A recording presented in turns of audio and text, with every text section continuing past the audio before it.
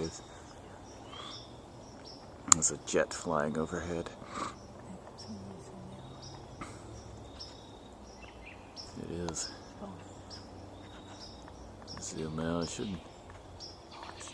It really changed. It looks a lot smaller now.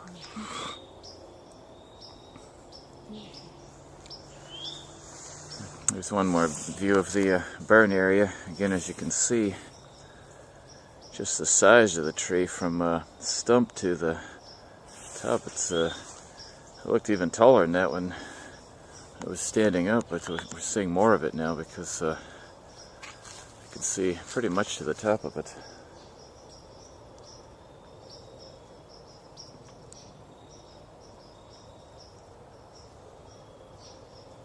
So we're looking basically west here.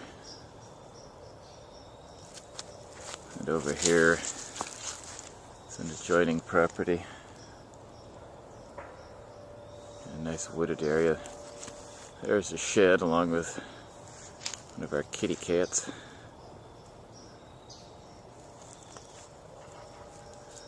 Yes, and a chair we're going to burn, which is very similar to the one I used to have. I guess it was about a year ago that we burned that.